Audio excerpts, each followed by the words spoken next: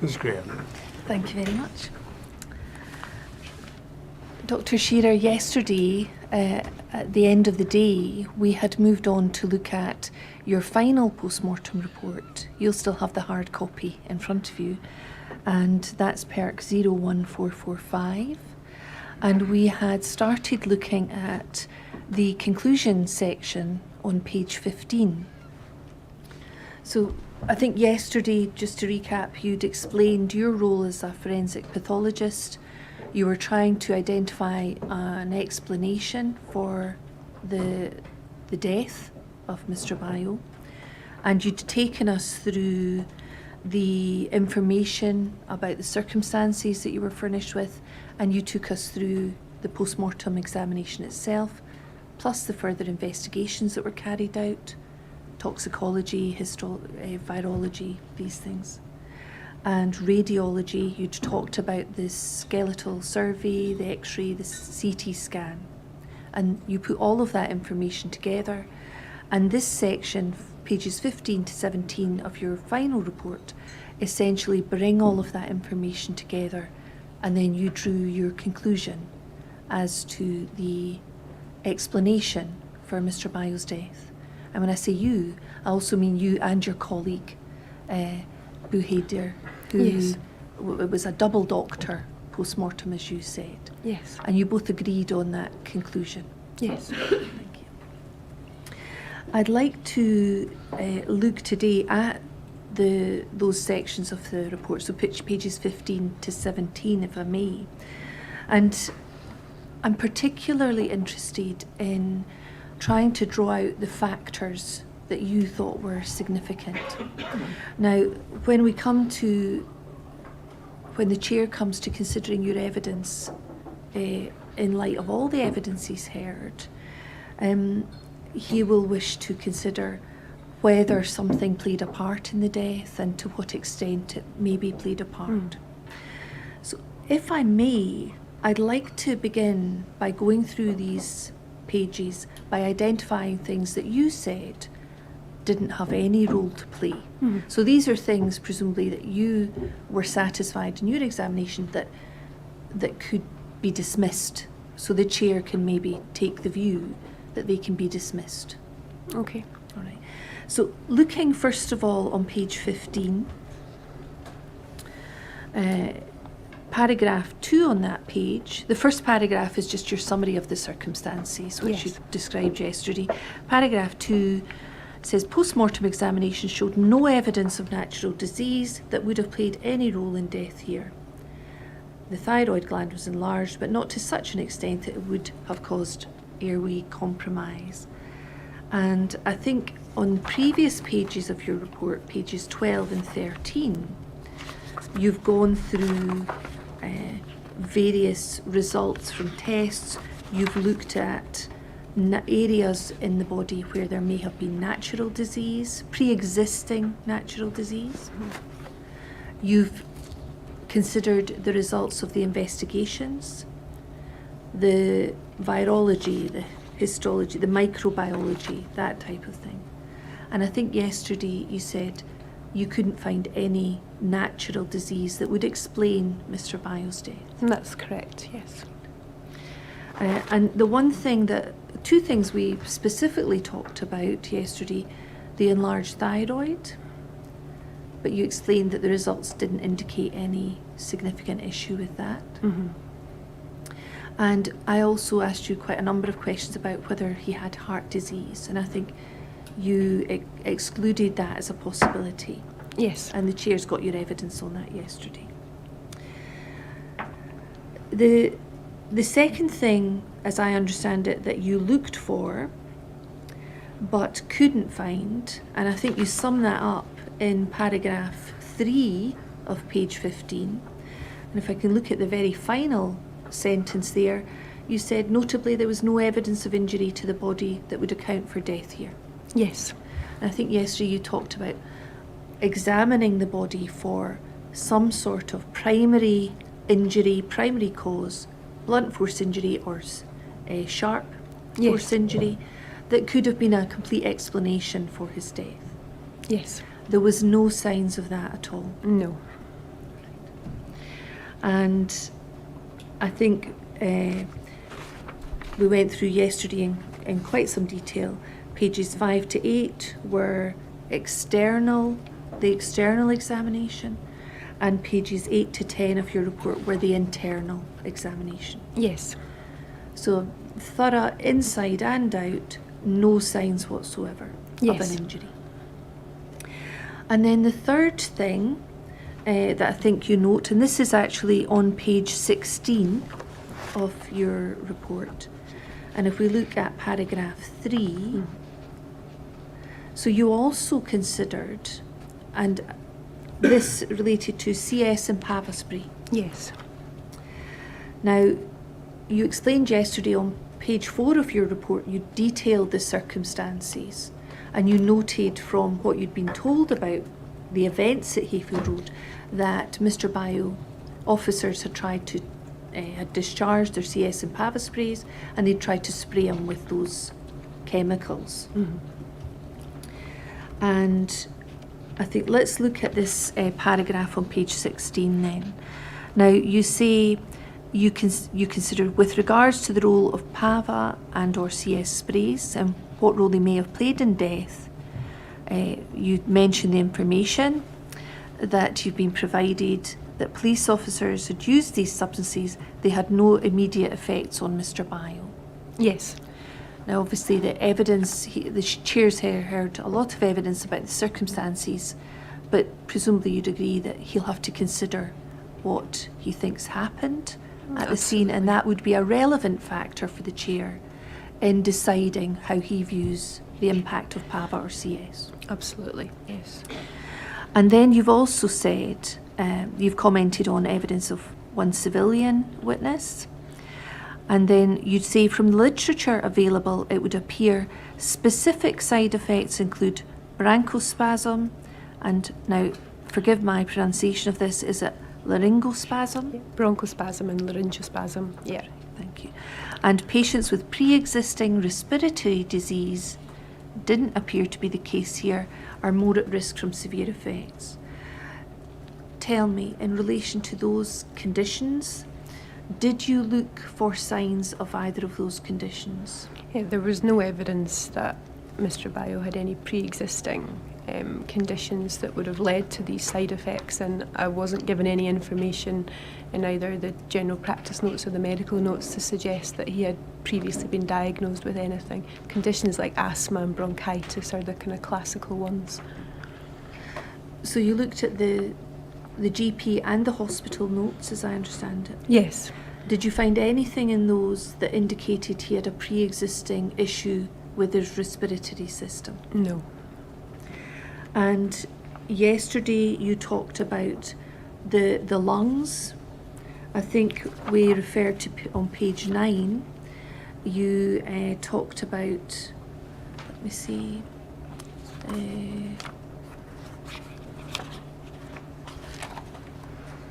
you talked about the chest on page 9 of your report.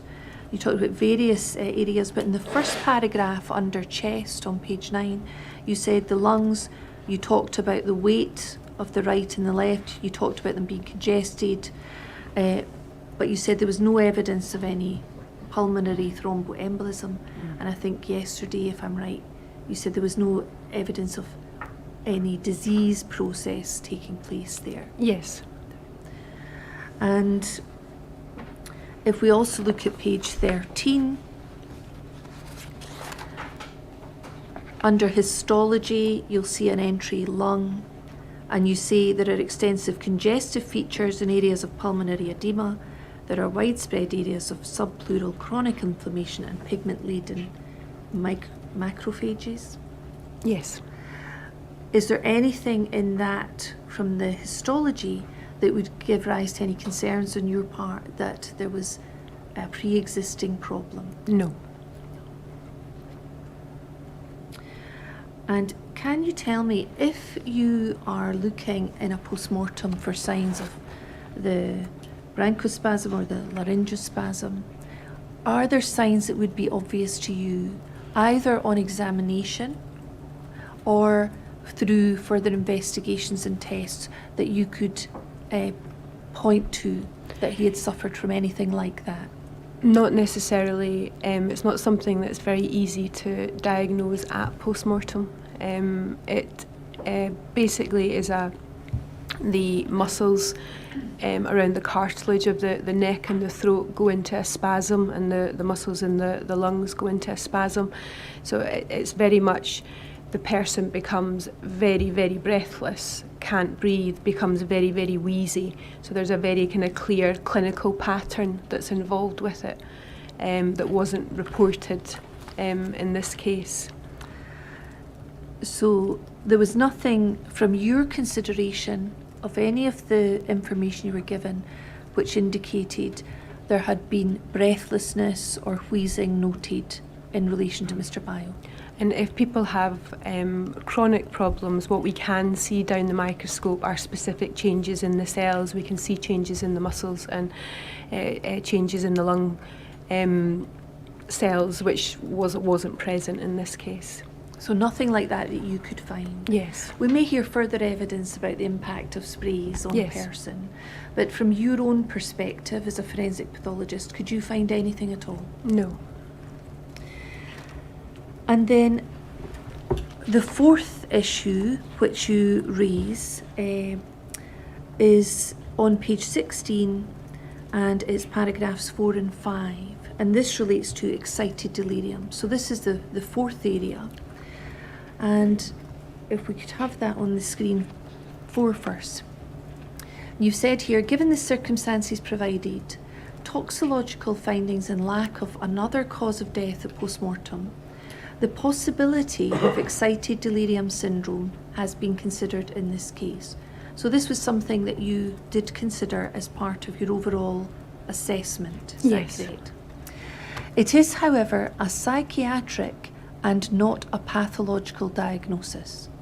And could you explain to the chair what you meant by that? It's a psychiatric, not a pathological diagnosis. It's a psychiatric syndrome that needs to be diagnosed by a psychiatrist. It's not a diagnosis that I can prove pathologically. I can't relate anything to the cause of death unless I can prove it pathologically, unless I have pathological evidence. And this isn't, because it's very much based on information that you have about the case and things that you're finding. But you can't tie it all together pathologically, so it's in the psychiatric community and not something that we would diagnose. So in terms of your external examination of the body, is there anything you could find that would be an indication of excited delirium? No. And from your internal examination of the body, is there anything you could see? No. And from any of the tests that you instructed to be carried out in the further investigations, is there any sort of result or anything that could indicate that had occurred? The reason it's discussed in the first place is because of the toxicological results, because often this syndrome is described with a background of someone who is intoxicated with particular drugs, particularly stimulant drugs. So that's one of the reasons that it's been discussed in the first place, because of what we've found toxicologically and because of the circumstances that we've been given surrounding the case. That's the main reason for discussion. So you've talked about the toxicological results in the alpha PVP and MDMA. Because those were found in the samples carried out and tested, that has resulted in you mentioning this at all in this part of the report? Yes. But essentially there's no test that you personally could carry out as part of the post-mortem or further tests that could identify excited delirium as a condition? No, I would never diagnose it as a pathologist. And so is that why you say it's psychiatric and not pathological? Exactly. And then you go on to say there in that paragraph, there is some debate in the forensic community with regards to its application as a cause of death. Could you tell us about that? Mainly in America, forensic physicians or pathologists may use this as a cause of death, whereas in the UK no forensic pathologist would use it as a cause of death. So that's where the difference in the forensic community and the application comes from. So there's a clear distinction between the practice in America and the practice in the UK, you say? Yes. Not just in Scotland? No, in the UK as a whole. Right. I wonder if you could have a look at something for me. It's WIT 00025, and it'll come up on the screen. Okay. This is guidance I'd like to ask you about at this stage.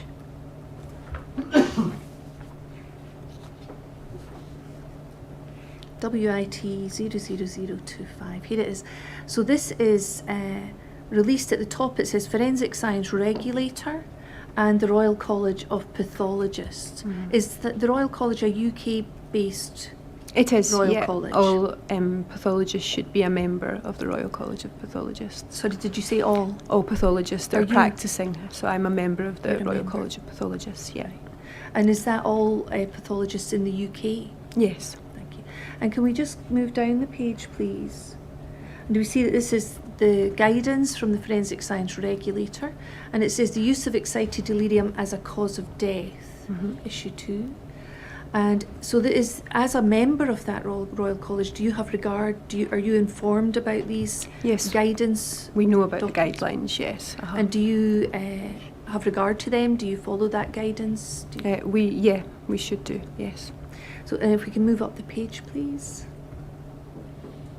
It's only 7 pages long, but I'll take you to some of the paragraphs that I'd like to refer to. If we can go down and stop there for a second. You'll see that it is published in, just move up a little bit, published in 2020. So this didn't exist at the time in 2015 when you were doing the post-mortem. No. It's been issued subsequently. And if we can move down, first of all, to paragraph 1.1.1, section 1. And it says the Forensic Science Regulator became aware of concerns raised outside this jurisdiction about the use and potential misuse of excited delirium as a cause of death. And advice was therefore sought from the Forensic Pathology Specialist Group and the Forensic Pathology Specialist Advisory Committee of the Royal College of Pathologists. And then it goes on to say it's clear that the term excited delirium has relatively rarely been used as a sole cause of death in this jurisdiction, but it appears that it has occurred. Is that something that you're aware of? That it has been used in Scotland? Not in Scotland, no. I'm not aware that it has been used in Scotland. I don't know of any colleagues that would use that term as a cause of death. Right. And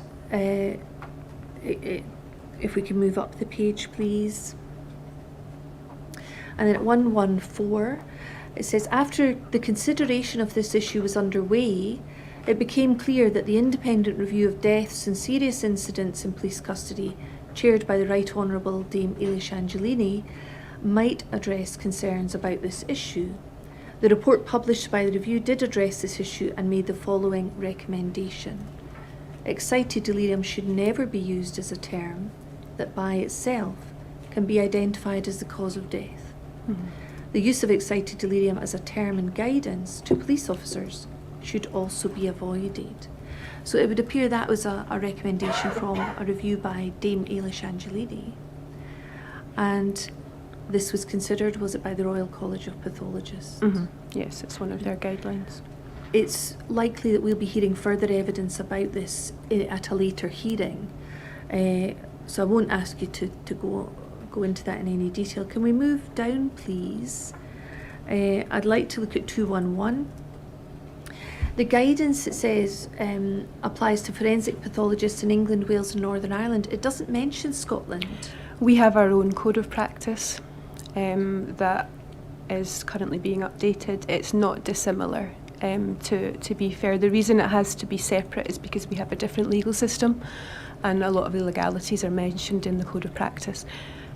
So we do have a separate Scottish code of practice, but I am aware and have read the English code of practice, and there is some crossover in the people who input to both. So it's not dissimilar to the English code and Northern Ireland code of practice. And you just said that in any event you would follow guidance from the Royal College. You are a member. Absolutely, yes. And I see 311, this became effective on the 31st of October 2020. Can we look at section 5 now, please? And 511 says the use of the term excited delirium as a sole cause of death should not be used. So from the perspective of a forensic pathologist, I note in the cause of death you've given, we touched on this yesterday, in your final post-mortem report, the words excited delirium do not appear as No. the cause of death. So in effect, were you, is this a phrase or the words, you wouldn't use that as a cause of death? No. So you've been following that advice even before this guidance came out?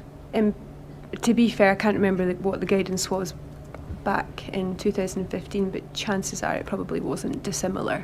But I can't remember what that possibly was. But it's never been a syndrome that forensic pathologists in the UK should have generally used, and we're educated during training that it's not something you use as a cause of death. All right, thank you. And then it goes on to talk about the term has caused controversy. We've certainly heard it's a controversial term in this hearing. We'll hear more about that, I think, from another witness. And it mentions particularly in North America. Mm-hmm. Is that what you were That's the cases I'm aware of, yes. Right. So in North America, it has been applied in some cases where other important pathological mechanisms, such as positional asphyxia and trauma, may have been more appropriate descriptions. It's recognised that the physiological condition characterised by physical agitation and altered mental state commonly brings individuals into contact with police and other emergency personnel and is an acutely life-threatening one. This condition, which is usually drug-induced, needs to be recognised and treated. Do you want to talk about that? That's a very similar paragraph. I've said exactly that in my confusion. In my conclusion. Individuals suffering from this condition, because they are very agitated, they become very aggressive, they're very difficult to manage. They come to the attention of medics, and police have to be involved because they are a danger to themselves and a danger to other people. So often they come into that scenario and police are involved and restraint is required, and that's often why they then come to our attention. And we have found, and the literature will show, that in the vast majority of these cases they have drugs in their system that may explain their behaviour also, and why they've come into contact with the police. So this is why it's a very particular scenario, and why in this case the circumstances entirely fitted with that particular scenario, hence why the discussion had to be had in the conclusion, but would never have been involved in the cause of death. Right, thank you. And then it says at 513, formulating the cause of death in these circumstances can be difficult. The regulator and the Royal College advise pathologists to consider an approach where the central cause of the fatal clinical condition is offered as an immediate cause of death, and where appropriate, used in conjunction with a term capturing the altered physiological and psychological state. Examples could include amphetamine intoxication with acute behavioural disturbance, or cocaine cardiotoxicity and psychosis. I just wanted to talk to you about that suggestion. When it says it advises pathologists to consider an approach where the central cause of the fatal clinical condition is offered as an immediate cause of death, was that what you were talking about yesterday as having the main cause of the physical cause of death at the top, number one? Yes. In these cases, and I think you can probably see that with what their suggestions are, it's very, very difficult to give a 1A, 1B, 1C cause of death. It just doesn't fit in that system. because there's so many issues involved and there's so many things going on. So in these cause of deaths, ideally what we try to do is to give a narrative cause of death, so it tends to be a sentence that includes everything that we think is important, because it doesn't fit into the usual pattern. Can you explain why excited delirium doesn't appear anywhere in the cause of death that you certified after the post-mortem? Not even on line 2 or Because it's anything? not a pathological diagnosis, it's a psychiatric diagnosis. So it's not a diagnosis I can make. So I would never put it in my cause of death. Thank you.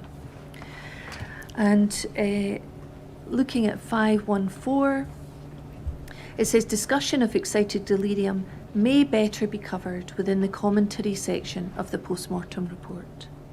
And is that in fact the section you've called conclusions, where you Yes. do raise it and you discuss it there? Yes, exactly. And that's what you've done. Thank you. We can move away back to the page 16, please, of your final post-mortem report. And we were on paragraph 4.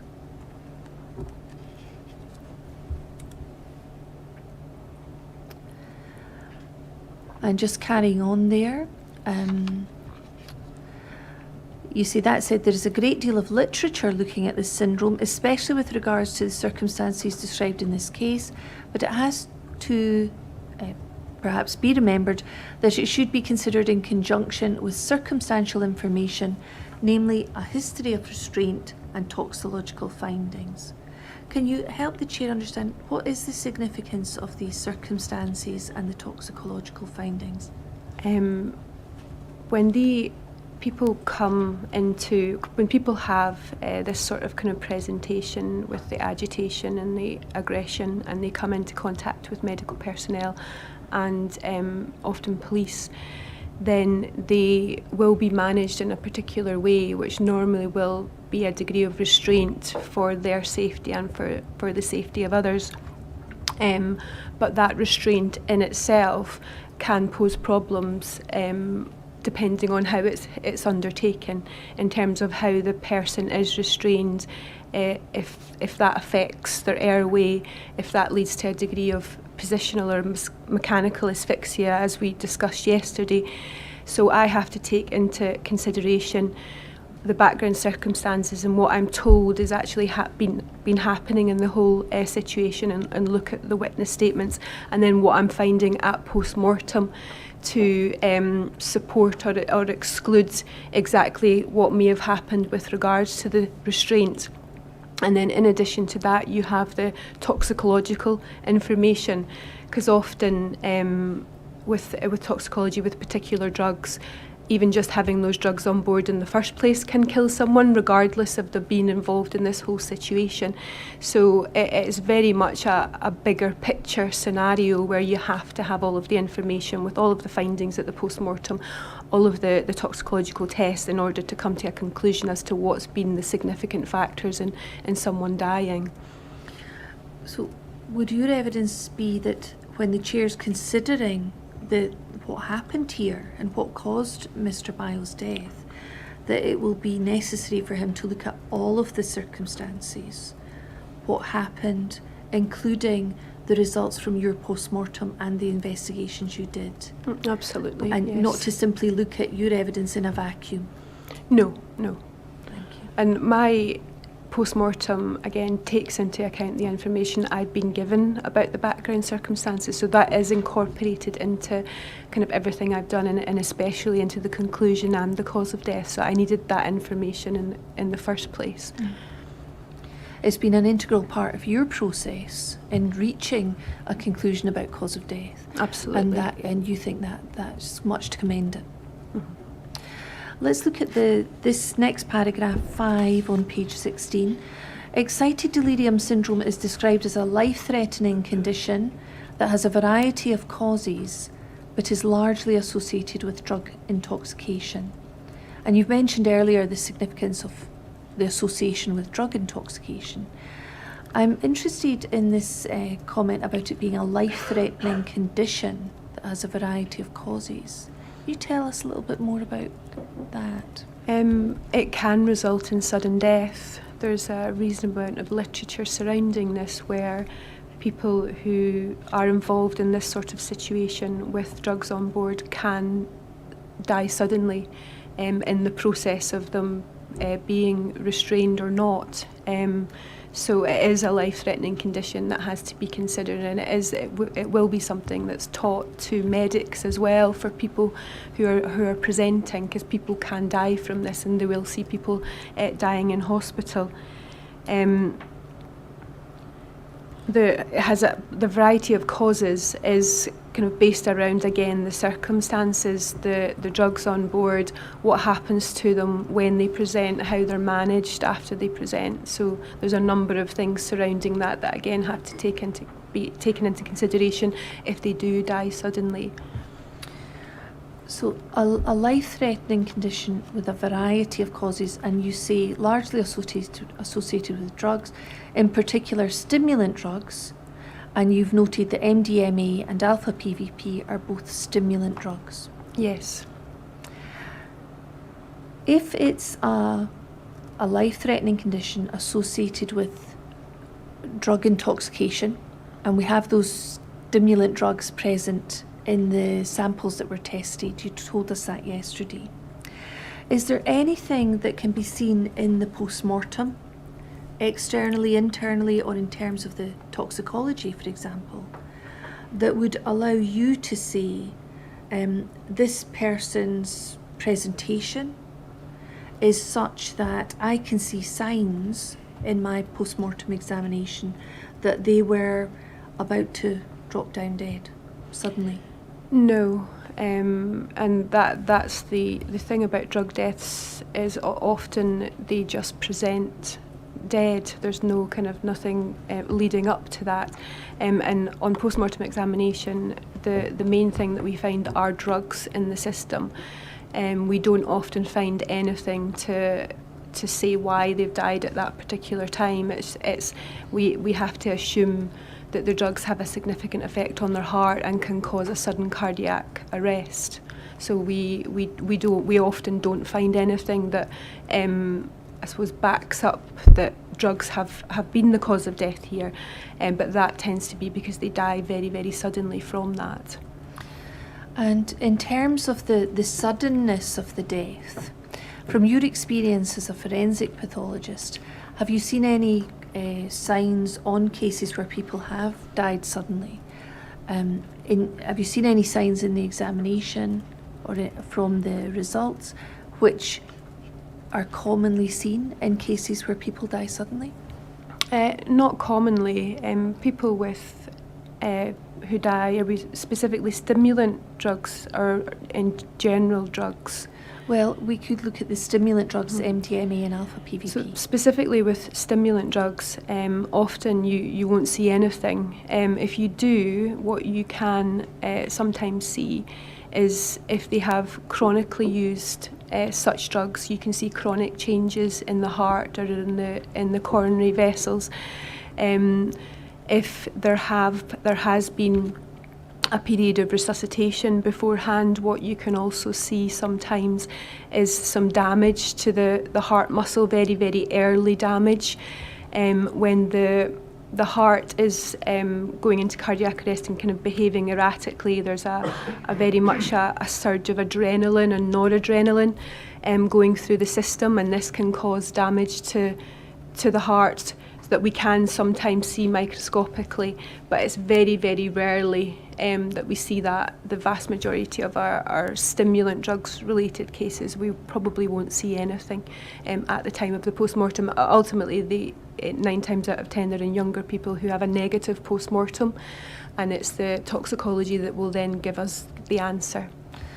And when you say toxicology will give us the answer, in what way does toxicology give the answer? So we will look for a variety of drugs, and the results from that will be a drug or several drugs that we know can kill someone acutely if they have taken that drug.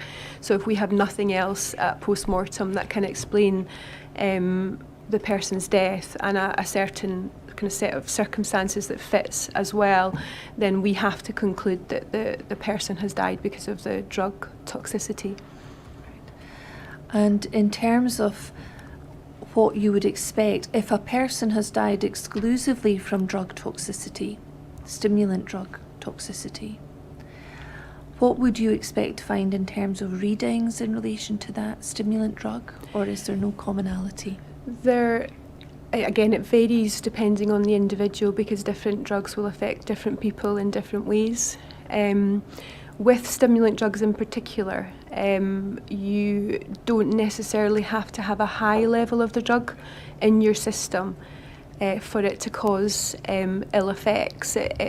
Stimulant drugs in particular are not dose dependent, are not level dependent, so you can have a reasonably low level of drugs like ecstasy or cocaine, amphetamine, and it doesn't necessarily mean that the drug hasn't killed them. Whereas there are other drugs that kill people in different ways, that we look for particular levels that maybe are in toxic and fatal ranges, and we have various kind of medical papers and research that we can use to kind of look at that. But from a stimulant point of view, it very much is not dose dependent, and what a level that can kill someone may not kill someone else. It's very person dependent as well.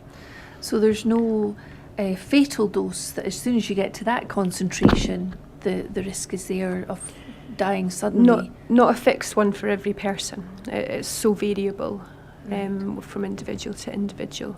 There will be papers that will have looked at cases of various drugs and what their levels have been in their toxicology when they've died. So there are published papers, and there are very good books that look at ranges of therapeutic, toxic and fatal levels of various drugs, which we do use on a regular basis. But when it comes to stimulants, if they are there, then they could potentially have killed someone. Even at a relatively low dose? Yes. And you mentioned a moment ago, in certain cases you might see chronic changes in the heart. Yes. Did you see any of those here? No. You mentioned that resuscitation, if that had taken place, might cause damage to the heart. Did you see any signs of that here? No. And you also mentioned adrenaline and non-adrenaline can cause damage to the heart. Did you find any signs of that here? No. Thank you. Moving back to paragraph 5 on page 16. Continuing to read there, it says it can include paranoid and aggressive behaviour, as was reported in this case, and has no pathognomonic. Sorry, I'm really sorry about that. I'll leave you to say the long words if that's okay. No findings at post-mortem. Can you explain what that means? That's what I was talking about as in a pathological diagnosis as opposed to a psychiatric diagnosis. There's nothing specifically that we can see at post-mortem that can support this diagnosis. Thank you. And then it says individuals suffering from this condition due to their behaviour often come to the attention of police services and often die during or shortly after restraint, as was the case here. However, it is not completely understood why such individuals die. And is this, when you say it's not completely understood, can you explain what you mean by that? The literature is just not clear as to the actual mechanisms of death in these cases, so it's not understood exactly why their heart stops. So is this a situation where medical science has not provided all of the answers? Yes. As to the exact mechanism? Yes. Thank you. A number of studies have been undertaken to look at the effect of restraint on breathing, but the full physiological effects of restraint in general is not fully understood. Can we talk about that element, the possible effect of restraint on breathing? So there have been studies that have been done, but obviously in life, in a controlled environment, looking at people, if a particular level of restraint is put to them to see how it affects their breathing, to see how it affects their oxygen levels. But as you can imagine, this is a completely false scenario. It's not what's actually happening when it's happening in real life and these people are actually dying.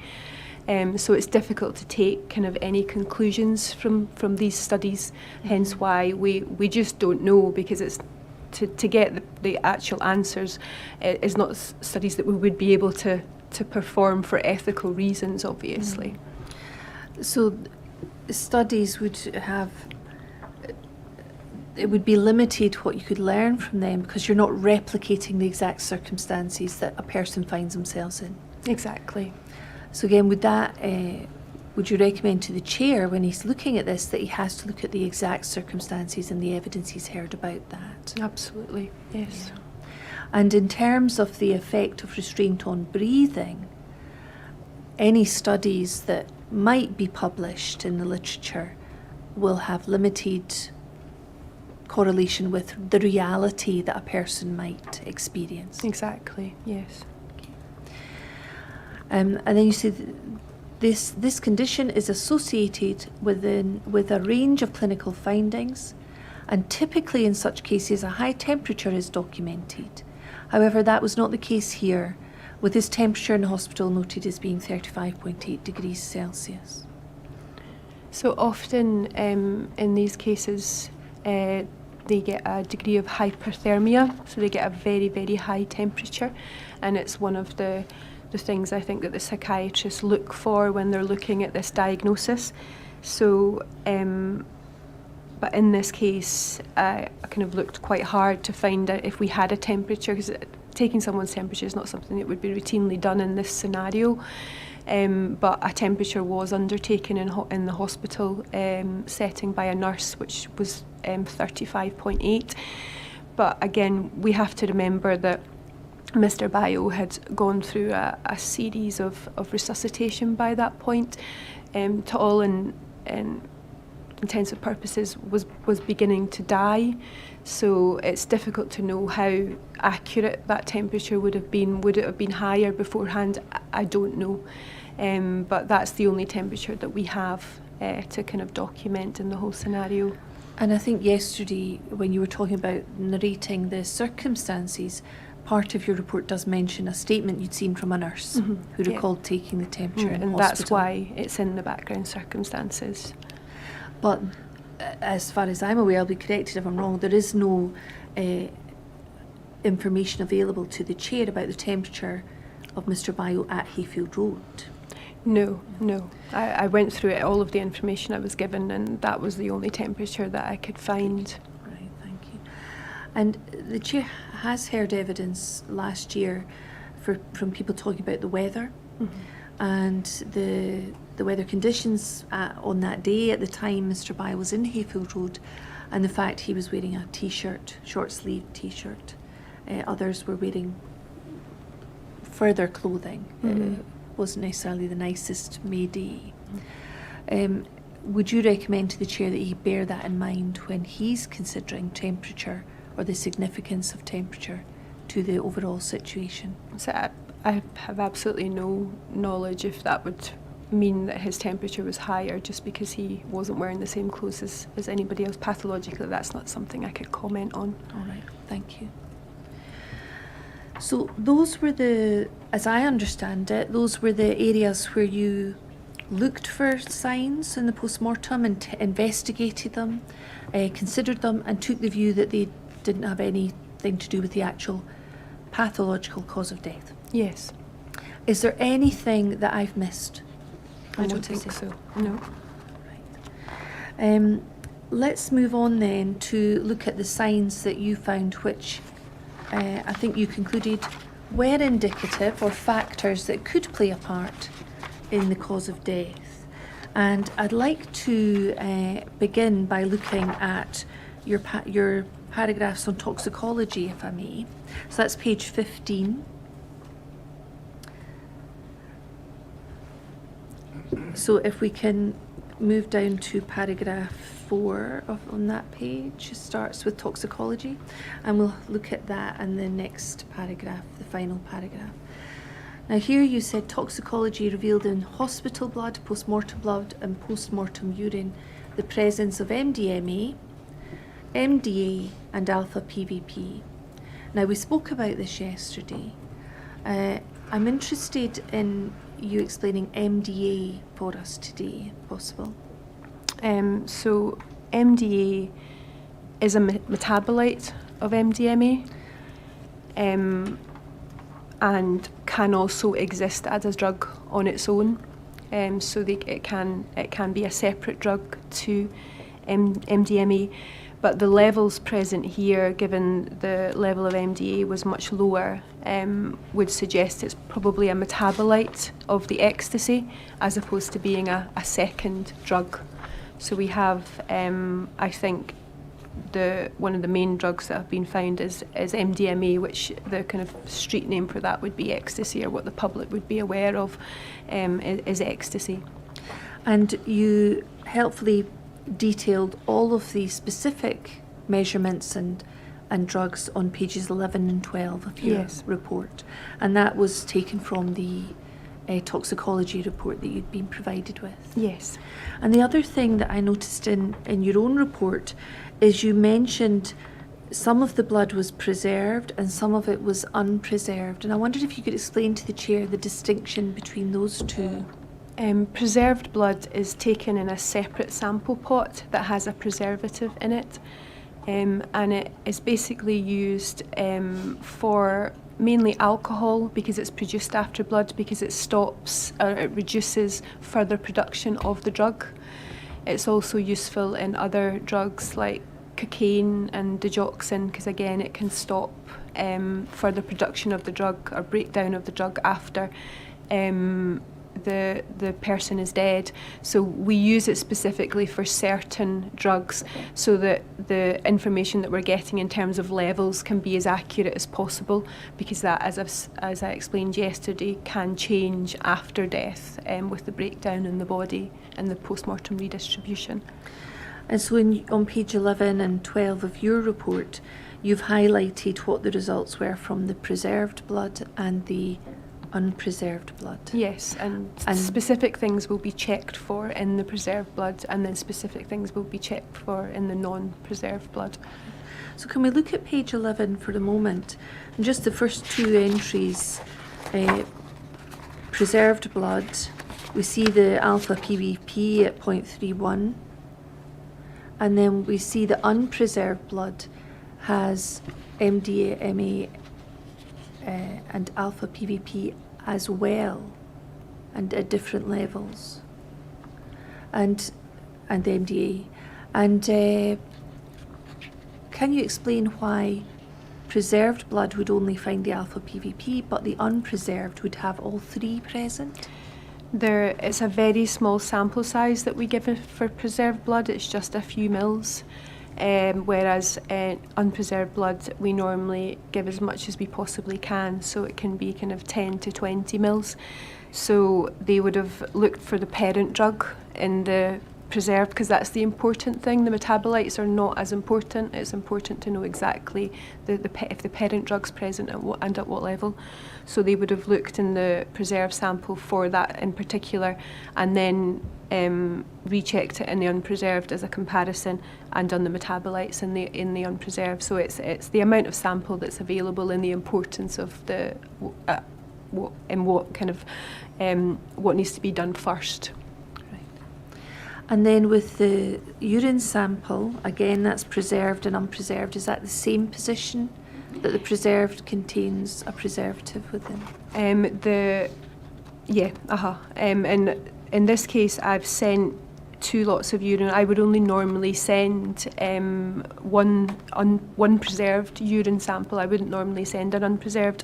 But the reason the extra urine was sent because we were looking for steroid. To check for nandrolone, for the anabolic steroids. But yeah, it's exactly the same. The urine sample would have gone in a very small preserved bottle which has the preservative in it, and then there would have been a larger amount sent separately. And what do we see present in the unpreserved urine?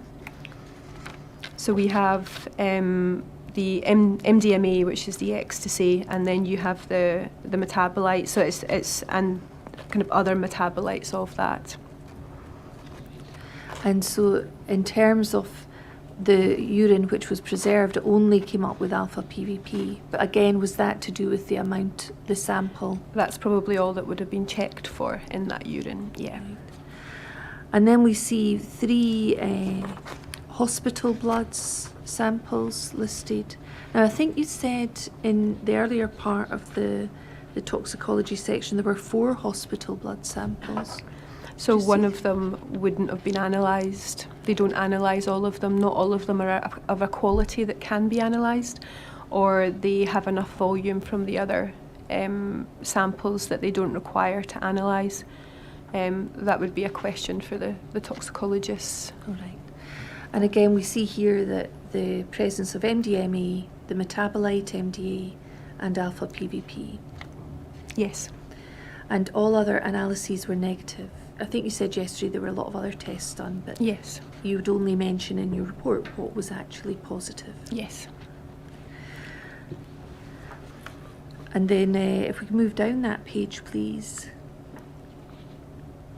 And you talk about the urine sample and say they showed the presence of nandrolone and metabolites consistent with the recent admin of anabolic steroid nandrolone. And I think you gave evidence about that yesterday. Yes. Thank you very much. Now, you have mentioned MDMA, you've mentioned the alpha PVP. Can you help the chair understand the impact of these drugs on a person, or is that more for the toxicologist? No, I can give certainly an explanation of how people may behave clinically, and certainly how they can cause someone's death. That would be probably more my remit than the toxicologist's remit. Would you be able to help us with that, please? With they're both stimulant drugs, and by stimulant drugs I mean can have an effect on the cardiovascular system, so they can cause an increase in heart rate and an increase in blood pressure, and they can also cause arrhythmias.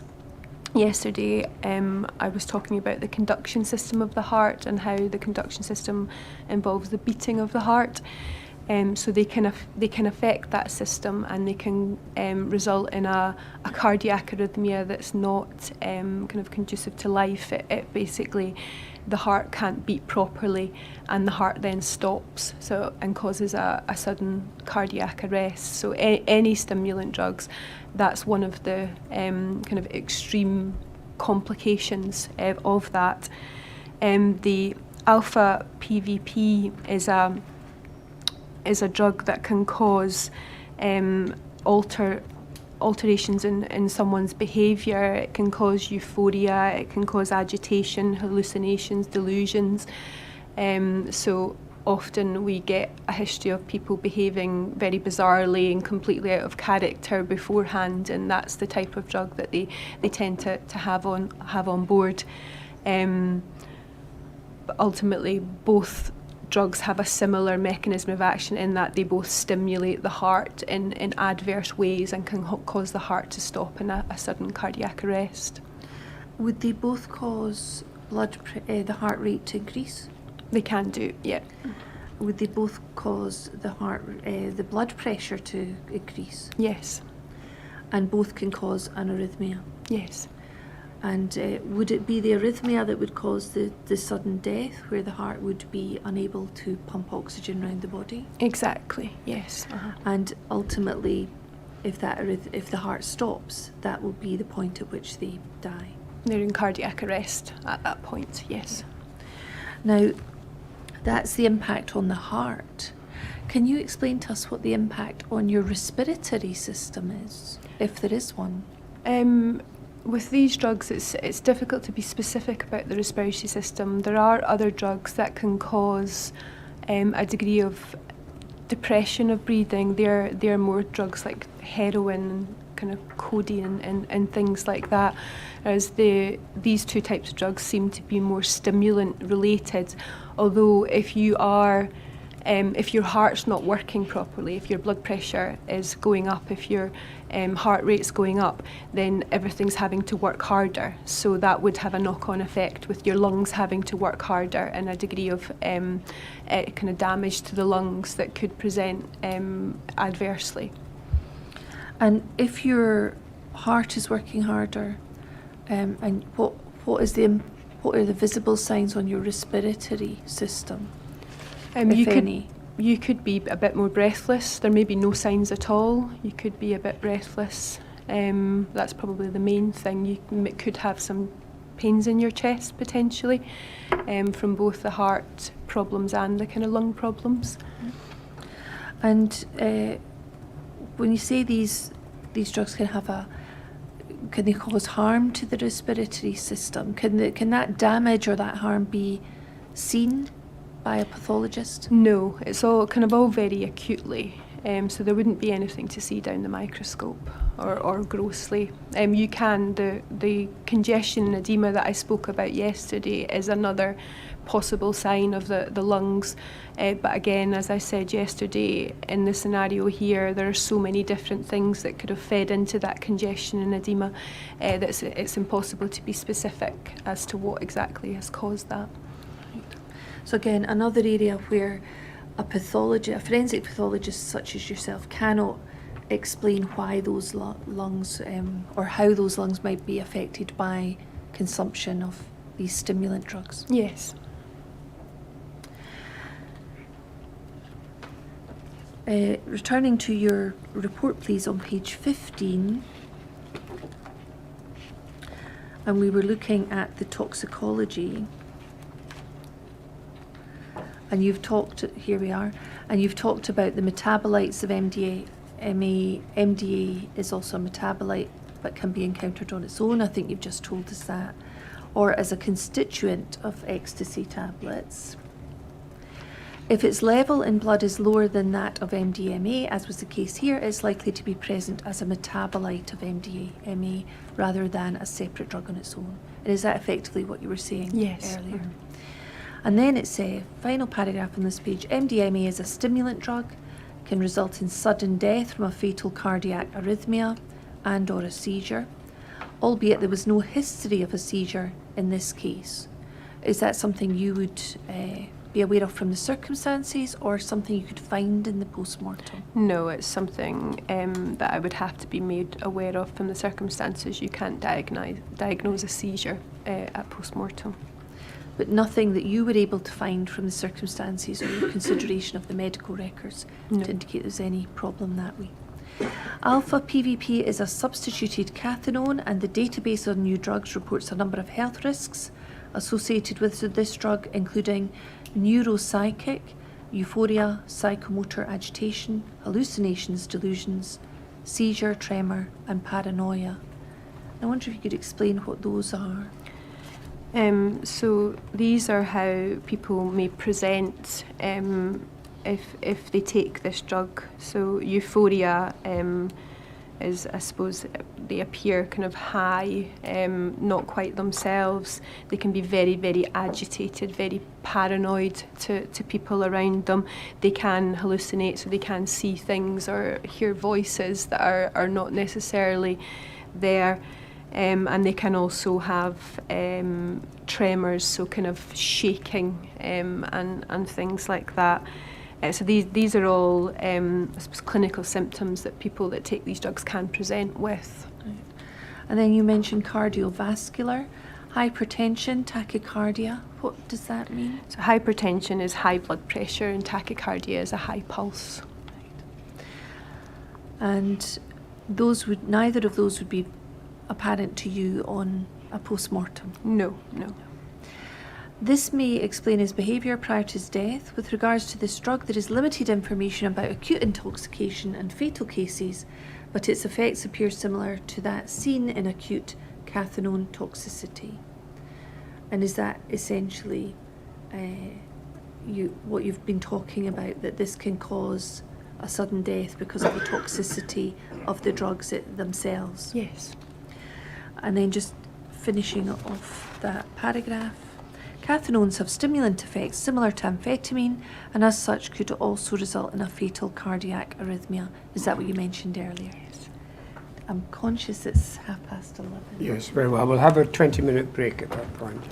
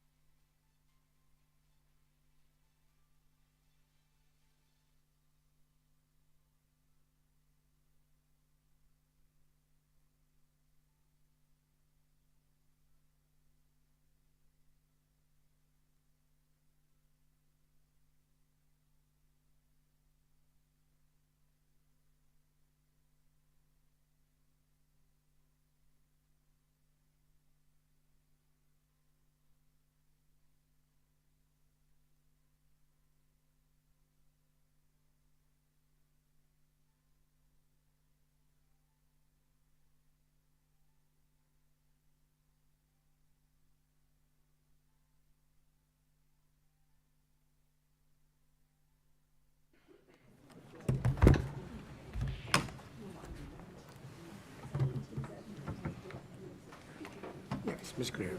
Thank you. Let's go back to page 16, if I may. We've been talking before the break about things that you were able to find and positive results from your investigations. We've been talking about toxicology, and just to complete this section, paragraph 2 of page 16, you say that the toxicology also revealed in the urine nandrolone and metabolites, and that was consistent with recent administration of an anabolic steroid, and given there was no evidence of heart disease, this drug is unlikely to have played a role in death here. So again, something else that you've been able to exclude as part of the overall picture. Yes. And then moving on to page 17, if I may, I'd like to look at another factor, and you consider here the impact of restraint. So the restraint of Mr. Bio by the police officers.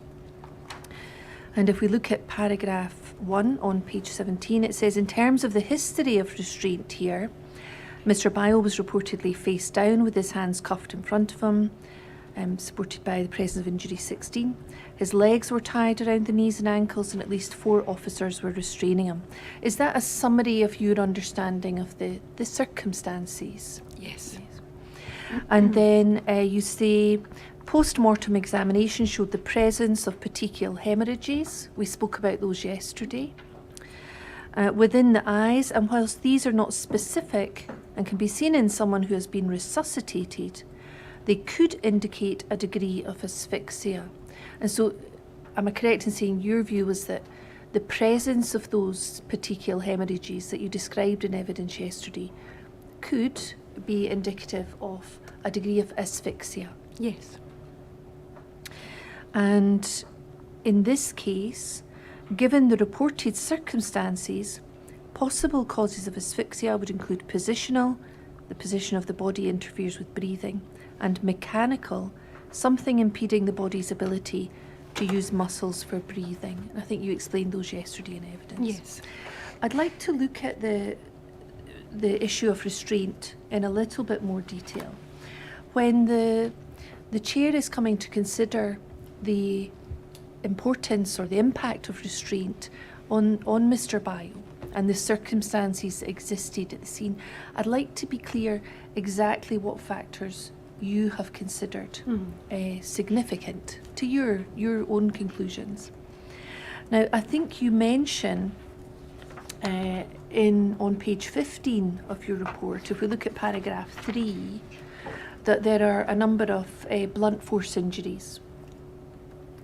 And you've detailed a number of these here.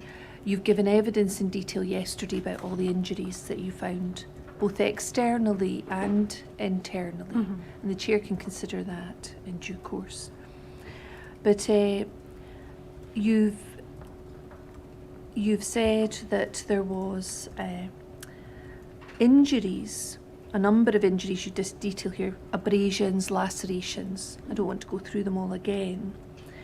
But you also say there was the internal examination that revealed a fracture to the left first rib. We talked about that yesterday, and this could have been sustained whilst he was being restrained. So that's one of the possible mechanisms whereby that injury could have resulted in Mr. Bio. Yes. Albeit the possibility of it occurring during resuscitation cannot be completely excluded. It would be very, very rare, but I couldn't say definitively 100% that it's not been caused by resuscitation. And I think in your inquiry statement you say it would be rare if CPR and the attempts at resuscitation had caused an injury to the first left rib. Especially an isolated injury with no injuries elsewhere that could be related to resuscitation. So I think yesterday you said there were no injuries to the second rib. No. And you also said on the trunk, including that area, there was no external bruising or injuries or anything of that sort. No. No lacerations. No. So the injury, the fracture to the first left rib is underneath the skin with no surrounding external injuries associated with it. Yes. Notably, in keeping with the history of him being restrained, there was an injury to the left wrist, and you detail the specific injury, with corresponding bruising into the subcutaneous tissue. So is that an injury that we talked about yesterday, injuries to the wrist? I think you said they were consistent with handcuffs. Yes. So if handcuffs had been applied during the restraint, those injuries would be consistent with that. Yes. And I think you also mentioned yesterday injuries that would be consistent perhaps with leg restraints or baton strikes. Yes. And specifically, I think you talked about injuries to the shins could be more consistent with baton strikes, I think you said yesterday. So again, all of those injuries would be consistent with a restraint having been carried out. Yes. And I think yesterday you said also the struggling against the restraint as well. Yes. Yeah. Then yesterday you talked about injuries which were perhaps consistent with skin scraping along the ground. Yes. Some were consistent with without clothing being present on the lower parts of the arms. Some underneath a t-shirt would still be consistent, the one on the left trunk. Yes. And again, those injuries which you detailed yesterday, again, were they consistent with a restraint having been carried out? Consistent with him being on the ground. I don't think they are related to restrain in specifically, but certainly him being on the ground. And consistent with him struggling on the ground? Yes. And consistent with the circumstances that you're aware of? Yes. As has happened in Hayfield. And then there was some description by you yesterday about the injury on the left forehead. And was that also potentially an injury consistent with the circumstances that you know about as occurred in Hayfield Road? Yes. And also use of batons consistent with blunt force injury? Potentially, yes. And then you so you detail those there. You still talk about internal examination of the head and face showed several areas of bruising in keeping with blunt force impacts to these areas, and could be in keeping with being sustained as a consequence of baton use. Yes. You still agree with that? Yes. But there was no evidence of fracturing of the skull or facial bones. Yes. And you talked yesterday about the level of force and how it might be indicative, if bones are fractured, of a more severe level of force. Yes. If bones are not fractured, is that indicative of a less severe level of force? Routinely, yes.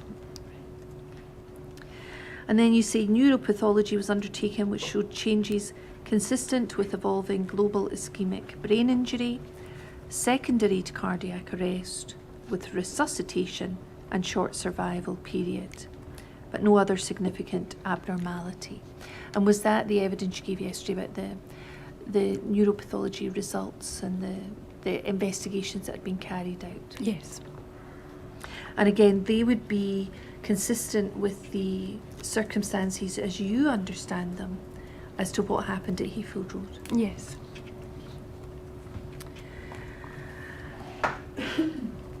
And then, yes, we dealt with the final sentence.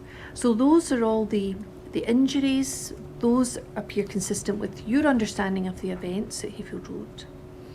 Can I ask you about some other aspects of evidence that we've heard, and you can explain to the chair if they would also be significant in the context of this, are consistent with a restraint in the events at Hayfield Road or not? Signs that perhaps force had been applied onto the back of Mr. Bayo. So we talked yesterday about you examining the back, and I'm interested, were there any factors that you could say were relevant to a question of force being applied to his back?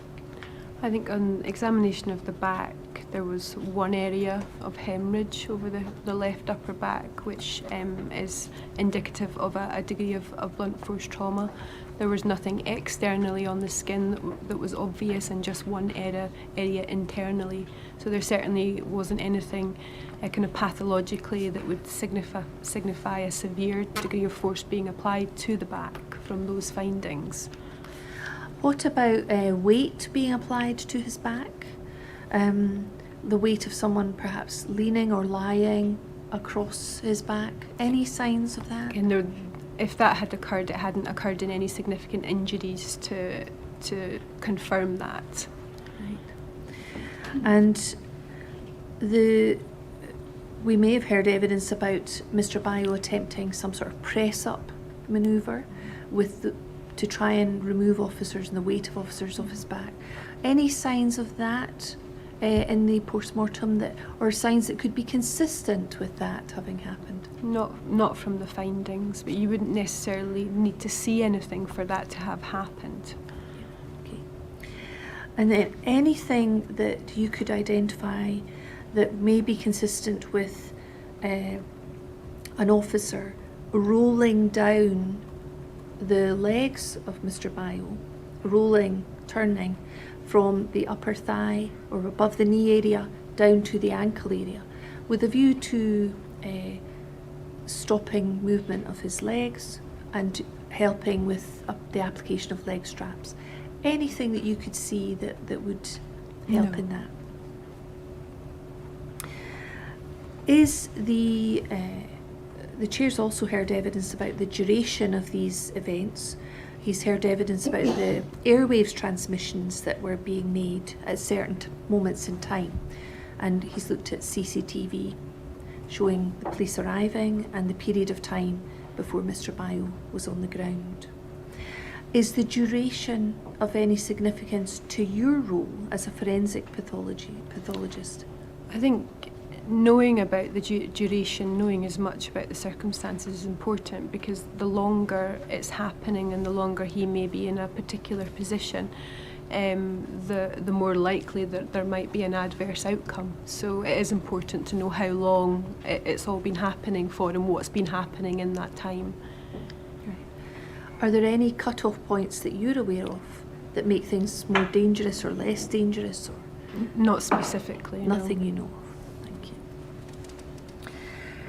And you've mentioned a lot of these factors. Can I ask you again about the petechial hemorrhages? They're consistent with the circumstances that you are aware of? They can be seen in deaths that are related to asphyxia, but as I said yesterday, there is a number of other reasons that they can be seen as well, so they're not specific to those types of deaths.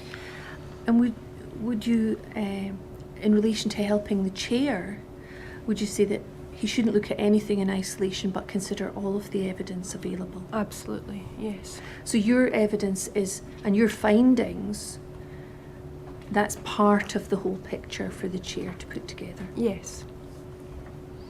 Is there anything I've missed in relation to the restraint that you think is an important factor that the chair should be aware of that I've not mentioned to you?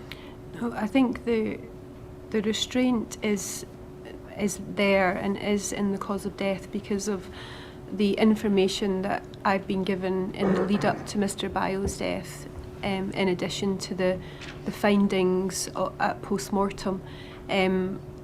You often, in such cases of restraint, you may not find a huge amount at post-mortem examination. Petechial hemorrhages are one of the things that you can see, depending on the mechanism of constraint. With positional asphyxia, you may see a very congested, kind of bloated face. That's difficult in this case because of the colour of Mr. Bayo's skin as well. So my consideration of the restraint and the importance of it in this case is very much based on all of the information I've been given in the lead up to his cardiac arrest, in addition to what I've been able to identify or not identify at the time of the post-mortem. And from everything you've seen and all the results and tests you've done, was there anything that caused you to think, I've got this wrong? No. Anything missing that absolutely should have been there that you think, if that isn't there, I must be getting this wrong? No, I think I had all of the information I needed. Thank you. You've been asked a number of questions as part of the inquiry statement process, but before I move on to that, I just want to look at the final section of your conclusions on page 17. And these are your conclusions, taking everything into consideration. Thank you. Death here was sudden in nature. In summary, there was no evidence of gross or histological natural disease that would account for death. Toxicology revealed MDMA and alpha PVP, and these drugs could potentially have caused sudden death at any time due to a fatal cardiac arrhythmia.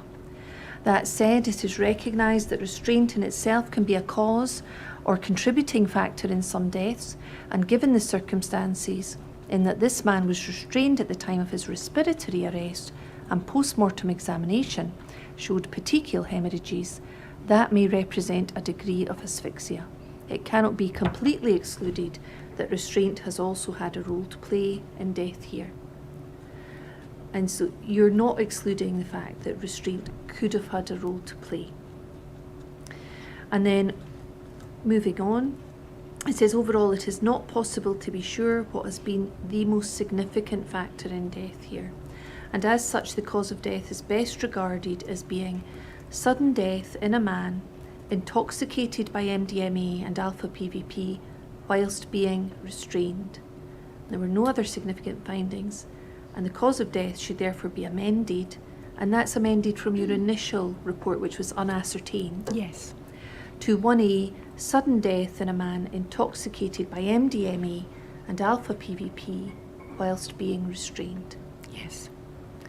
And that was your conclusion, that was your certification of the cause of death, your explanation from all of the work that you did in investigating Mr. Bayo's death. Now, I think subsequent to this, in your inquiry statement, you were asked, I think it was suggested to you that another expert had suggested perhaps the struggle should not be excluded from that. Absolutely, that yes. The struggle as well as the restraint were both significant. Yes. Do you want to comment on that now? So during these types of struggles with how the deceased may have behaved and moved, they would have been using a great degree of kind of muscle strength. And whilst doing that, at such intensity, you can get a breakdown of proteins in the muscle that produces acids, and you can get something that we call an acidosis. So you get acids circulating in the bloodstream, and those acids, because of their chemical structure, can cause irritation of the heart and can irritate the conduction system that I was talking about, and can also lead to cardiac arrhythmias and cardiac arrest. So again, it's something that it's impossible to prove pathologically.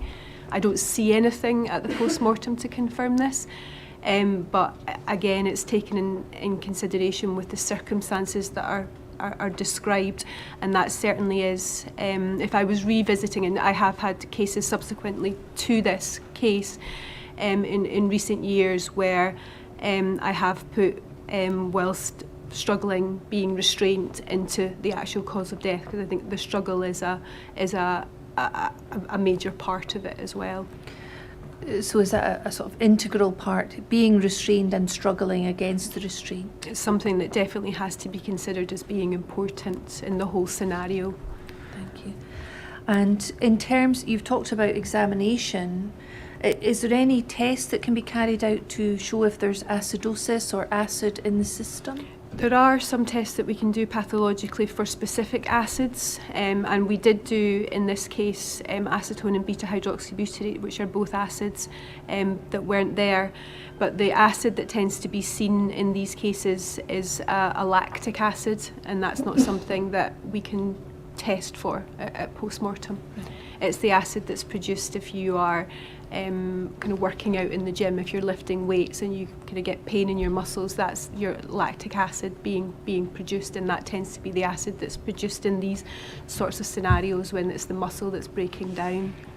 And how quickly does lactic acid leave the system or leave no trace, or is it just simply that you don't, medical science or science hasn't quite I don't know how, developed? I wouldn't be able to answer about how quickly it leaves the system, but from a post-mortem point of view, I don't have a lab that I could get to analyse for lactic acid. So these are tests that simply can't be done by you? Yeah. Thank you. But ultimately, if there is a build-up of that acid, it could irritate the heart and the conduction system. Yes. Thank you. You've mentioned, if we could move back down the page slightly, you say, overall, it's not possible to be sure what has been the most significant factor in death here.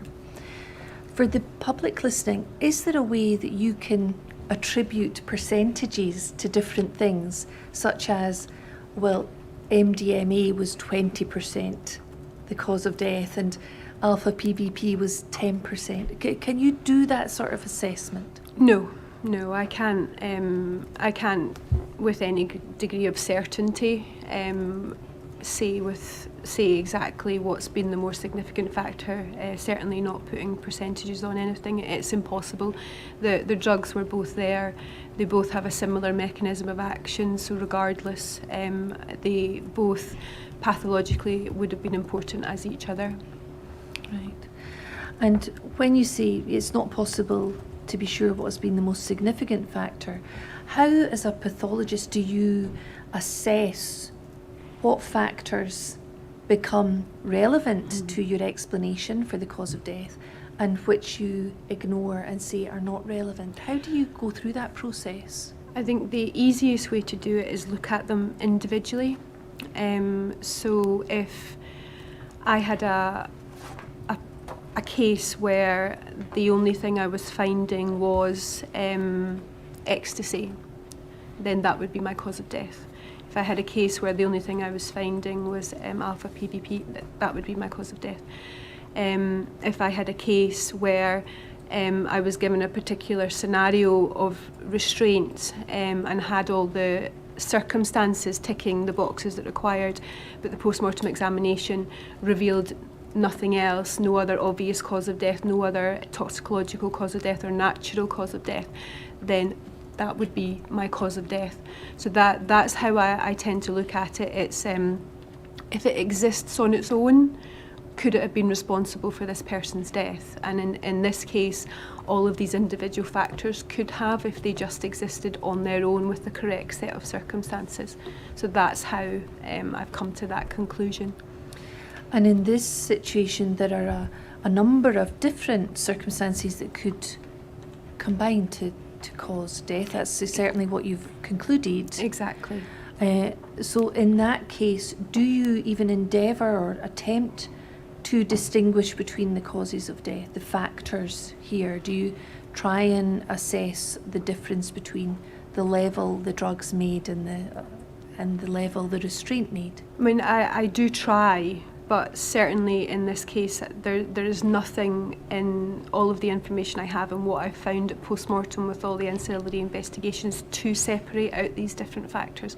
So they are all in the primary cause of death, hence why it's given as a narrative explaining them all. So that you mentioned the important parts as far as you're concerned. Exactly. Of course, including what you would now say is the struggle. Yes. And we may hear other evidence, and the chair may hear submissions about things that are de minimis, a Latin phrase. And I wonder, have you got an awareness of de minimis and the fact it's something so trivial as not to take into account? Yes. And do you dismiss anything that you would class as de minimis?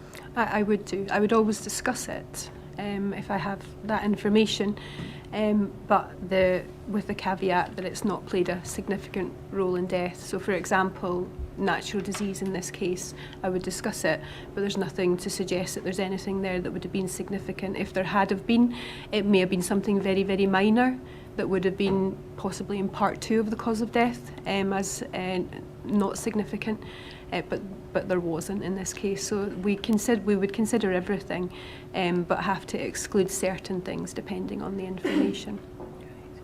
So in terms of your own conclusions, the cause of death was, the explanation for Mr. Bayo's sudden death was due to both the drugs, the intoxication from the drugs that you've listed, and the fact he was being restrained at the time. Yes. Thank you.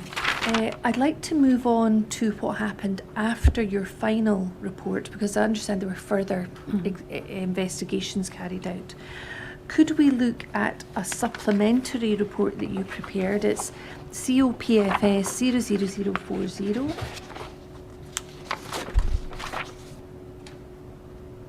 And you'll see here it says supplementary report, and this was on the 3rd of October 2017. And if we can just move down the page, please.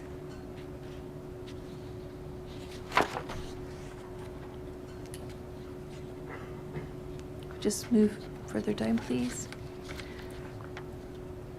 And we'll see again, it relates to Mr. Bayo, and it's exactly the same sort of front sheet, if you like, as you had before. And then we can move on to the next page.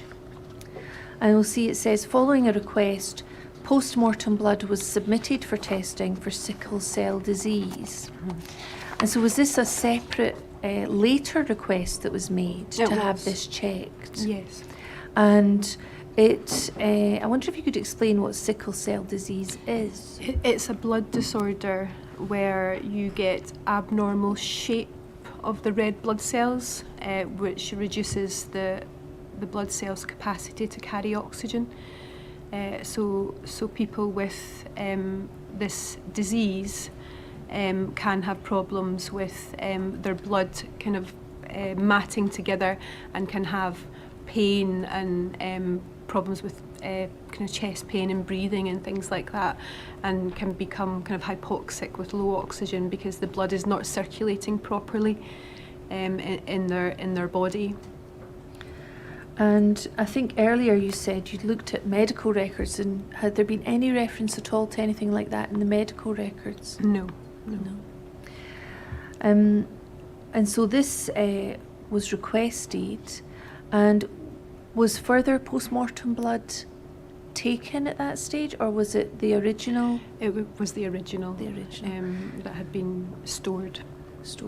And then it said this confirmed that Mr. Bayo was a carrier of sickle cell disease, and therefore had the trait but not the disease. Yes. Would you explain that for us, please? So carriers of sickle cell disease can go through life with no problems whatsoever, and are often undiagnosed, and it doesn't cause them any ill harm, it doesn't cause them any problems.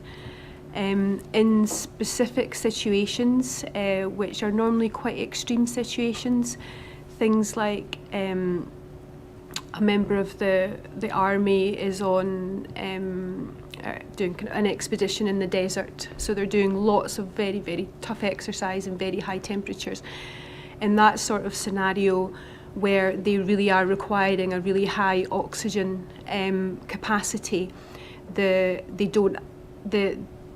trait becomes apparent in that the blood cells may begin to sickle, so to cause this abnormal shape which affects the oxygen carrying capacity, and those people can become quite ill and can actually die.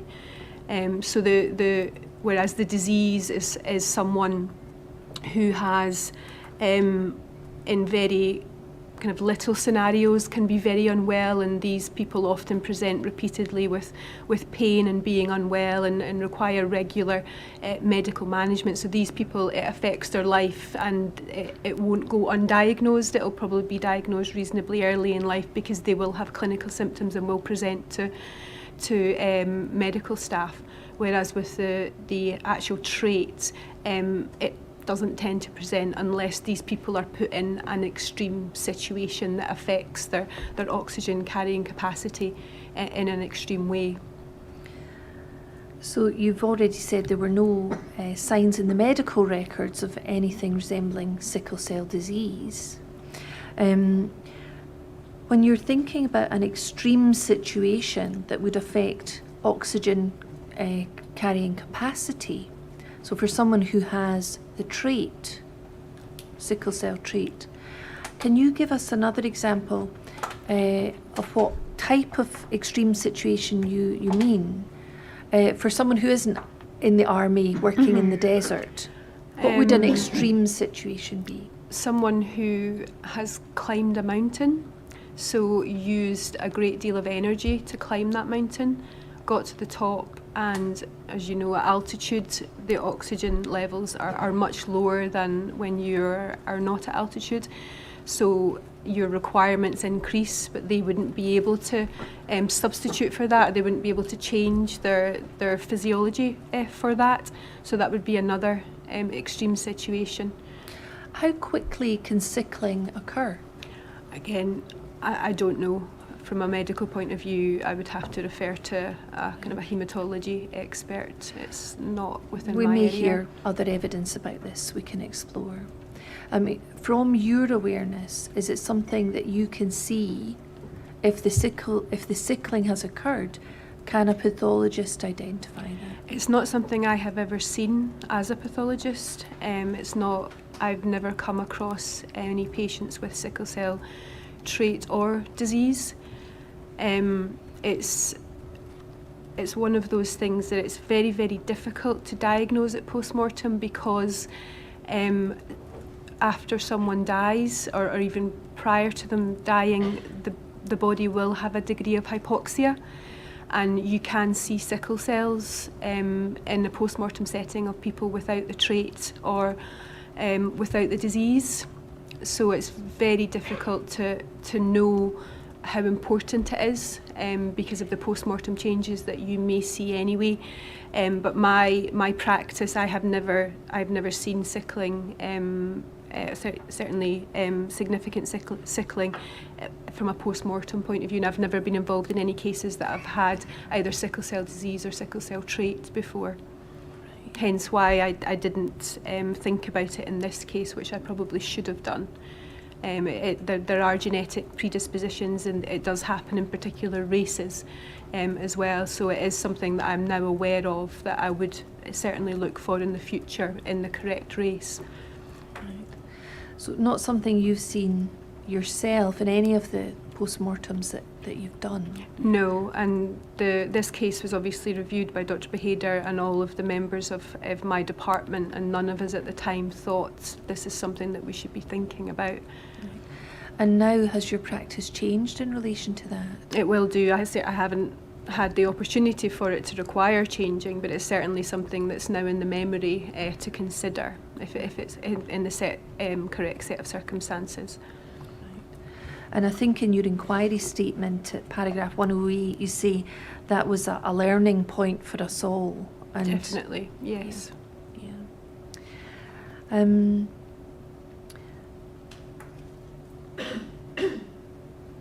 You have also, have you had a chance to, you've been asked, I should say, about the significance, if any, or whether that sickle cell trait has had any impact on the explanation for the death of Mr. Bayo.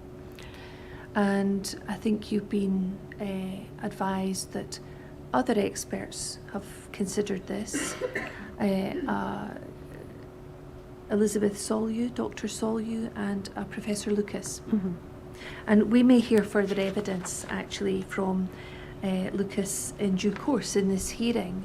But can you tell us from your perspective what impact this element had in your consideration? It's obviously a new piece of information provided to you, and I'm interested in what you've made of that in terms of your original conclusions in the final post-mortem report.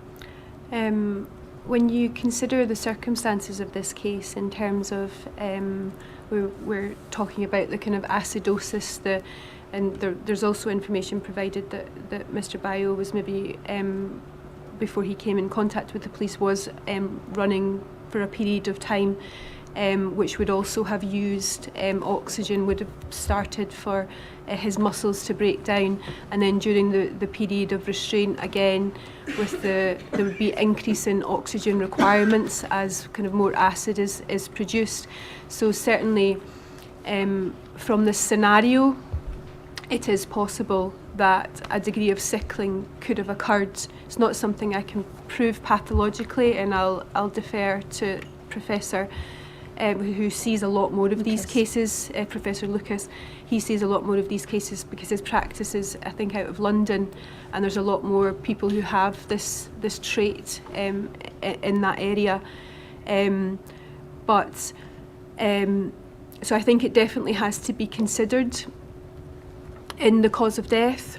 But in terms of the importance of it, kind of referring back to what I was saying about how I look at what's important in causing death in terms of the drugs, the restraint, if I took everything else out of the equation, would they still be involved in causing death? Then potentially yes. Whereas sickle cell doesn't come as high in that sort of level of priority, because had Mr. Bayo not been involved in this whole scenario with drugs and with restraint, the sickle cell wouldn't have mattered at all. It's only come into play because of everything else that's happening. So it's certainly not as important as the other factors, because if you take the other factors out of the equation, this man has not died because he has sickle cell trait. So that's kind of where it's important, and it's very useful to know, especially from a family point of view, from a genetic point of view and genetic screening. But it isn't. I don't think it's as important as those other factors. Thank you. So yesterday you used an example of where someone has diabetes, an underlying health condition, which doesn't directly add much to the explanation for their death. Yes. You wouldn't put it in number 1, A, B, C or D, but you would put it in as number 2 to provide a full picture of that person's health. Yes.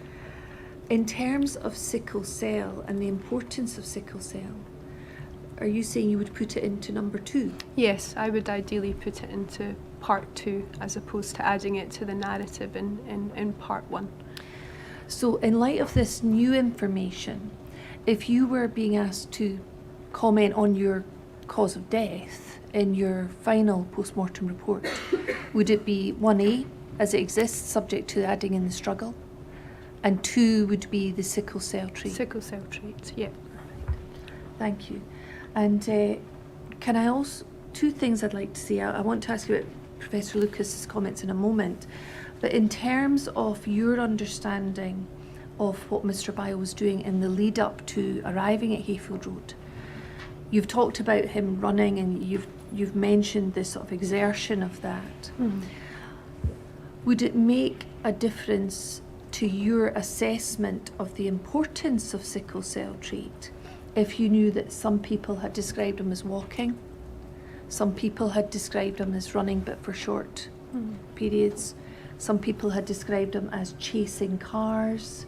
The chair's heard a lot of evidence from eyewitnesses who have described walking briskly, walking with purpose, have used different expressions. I don't recall anyone describing the sort of exertion that would equate to climbing a mountain or running a marathon or anything like that. Would that make any difference to your assessment of sickle cell being at number 2? If there was less information to say that he had undergone extreme exertion, then I'm not sure I would take it out of the cause of death, because it's still just a possible factor. It's not definitive. It's there. He definitely has it. So it probably wouldn't alter what I would say in terms of the cause of death, but it may, kind of, to my mind, make it even less significant than what I was thinking. Right, thank you. And so the chair will hear more evidence about sickle cell, but that, from your perspective as a pathologist, it would be less significant in the overall cause of death. Yes, because the important thing is how he has been, how his overall system has been affected by whatever activity he has been undertaking.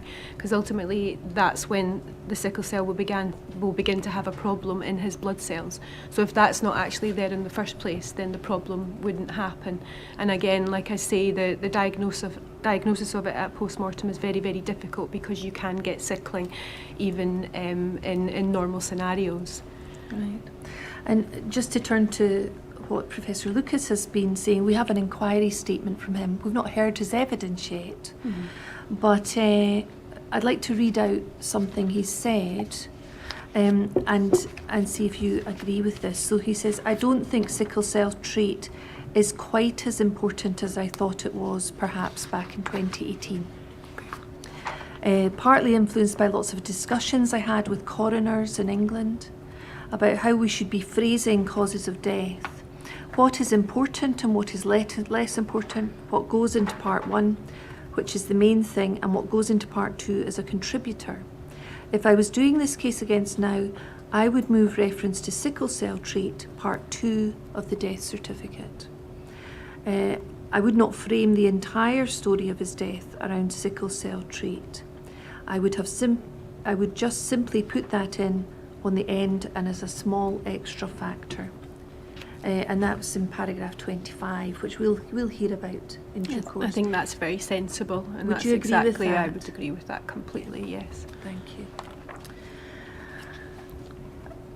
Before I leave Dr. Solyu and Professor Lucas, can I ask you one thing? Dr. Solyu, you were asked about this at paragraph 159 of your inquiry statement. She appears to have said at an earlier stage she thought that positional asphyxia was unlikely due to the short time period between Mr. Bayo's contact with the police and the commencement of his unconsciousness, and the fact that sufficient other contributing factors to death were known to be at play for death to have occurred as a consequence of those contributing factors in the absence of positional asphyxia. Can we look at your inquiry statement, please? Paragraph 159, and that's SBPI 00304.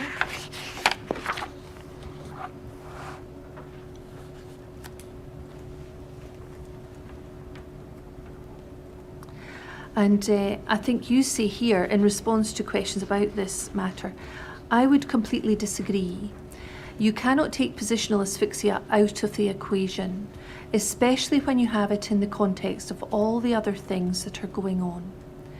So it might require less to be in that position for a reduced period of time because your heart is already under strain due to the drugs taken and because you've already run around for a period of time and got a build-up of lactic acid. This is a multifactorial death, and we do not know what the main factor has been. I think all of the forensic pathologists that have been involved in this case would completely agree with that and have all completely agreed with that. And is this perhaps a distinction between your experience as a forensic pathologist and perhaps Dr. Solyu's experience, which is in relation to sickle cell trait? Yes, I'm not sure that she is a forensic pathologist. I'm not sure of what her no. qualifications are. Absolutely. There have been several forensic pathologists that have agreed that you cannot take the positional asphyxia away in this case. I would completely disagree with her comments. Thank you. I'd like to move on to one or two other things that have been raised by experts, just to ask you to comment on them. And you've already dealt with these in your inquiry statement, just so the chair's completely clear. Can I ask you about some comments made by Stephen Karch? And I'd like to look at your inquiry statement, really paragraphs, if we say paragraphs 122 to 126.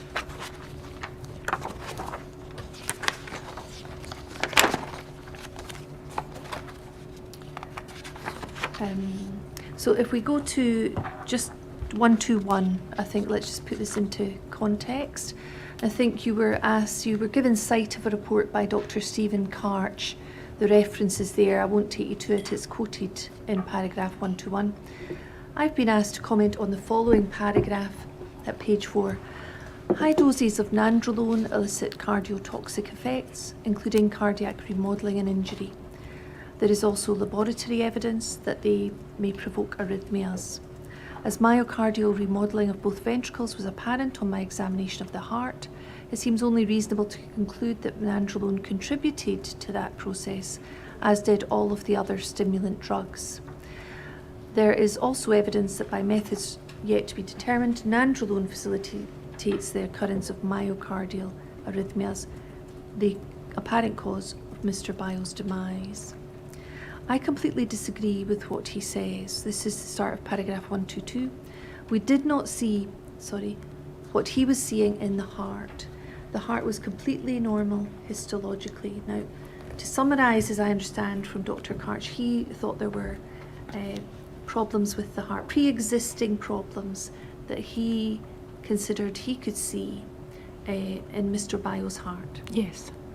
And I think your position is that you disagree with that, and I think yesterday you gave evidence that you felt the heart was normal. Yes.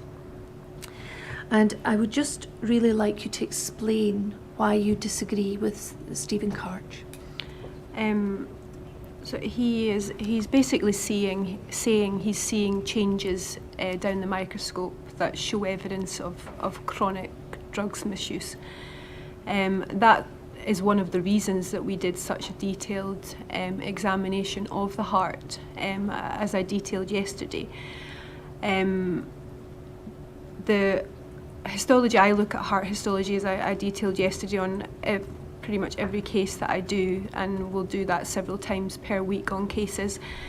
The heart histology I took was reviewed by myself, by Dr. Behader, the second doctor on this case, by the other 3 forensic pathologists in my department, and was also reviewed by other witnesses, including a professor of cardiac pathology, Professor Mary Shepherd, and none of us have seen what Dr. Karch has seen. So I'm not sure what he's looking at, but I categorically disagree that there's any chronic changes in the heart.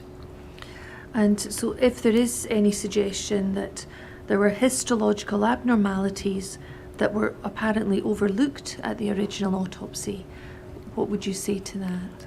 I'd say that they have been checked and double checked by several experts, one being a professor in cardiac pathology, and no one has seen any of those changes. So I think it has been quadruply checked that what he's seeing is not present.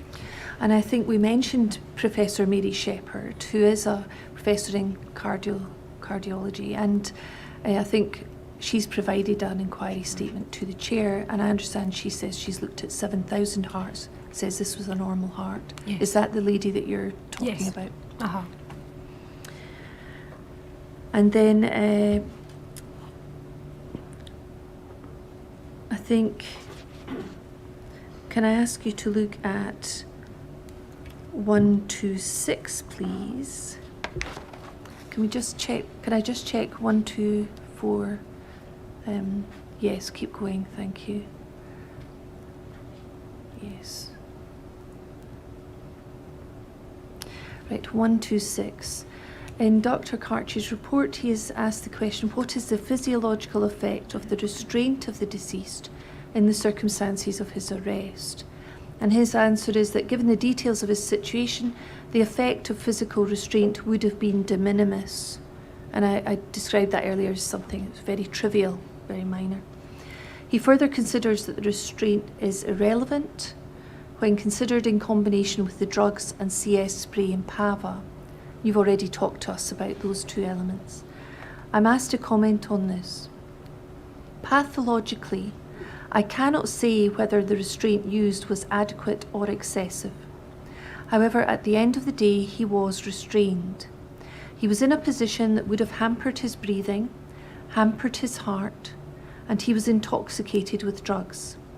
As such, there was a combination of factors that all would have interplayed with each other, and it was difficult to say what has been the more important factor. I think all of them together is important. They have all happened together and resulted in his death. It would be interesting to know what his actual qualifications are and background to be able to say such things. But if the suggestion is made that the restraint could be taken out of the picture completely, described as de minimis, trivial, of no consequence whatsoever, what is your position on that? I would completely disagree. And is that for all the reasons you've given earlier today? Yes. Thank you.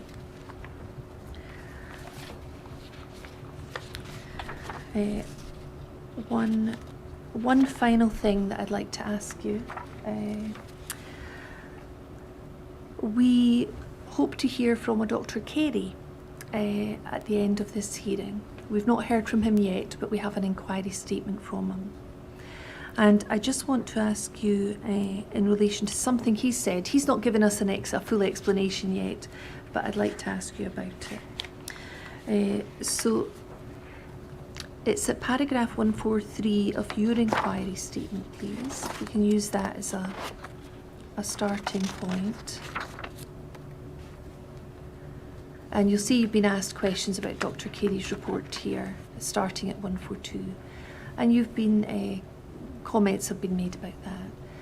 And if we look at 142, this is a quote from Dr. Carey's report.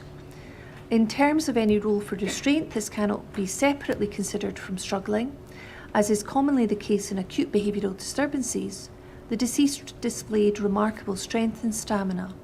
Ongoing restraint and struggling in these circumstances is very likely to lead to significant metabolic disturbances with early breakdown of muscle releasing potassium, which can precipitate cardiac dysrhythmias and the development of metabolic acidosis. Now we can see some elements there that are coming through already. We've talked to you about struggle, the significance of struggle, and you've commented on that. You then go, this is your response to that comment. Paragraph 143, I have been asked whether I agree with this statement. Yes, definitely. I am asked whether Sheku Bio was at particular risk of metabolic disturbance and the development of metabolic acidosis due to his muscular build. I do not know if having more muscle bulk increases the chance of your breakdown to lactic acid. Common sense would say it probably does, but pathophysiologically I do not know if that would be the case. Perhaps a clinician would probably have to answer that absolutely categorically. So in terms of your role as a pathologist, that's not something you can comment on? No. And you've already explained you can't do a test for lactic acid or the levels of lactic acid in a person. And we can't do a test for potassium levels either, as Dr. Kerry has indicated. Those will be released from the cells, but after death your cells begin to break down and potassium is automatically released. So it's impossible to know definitively what someone's potassium level has been when they've died. And then can we look at paragraphs 150 to 151 of your inquiry statement?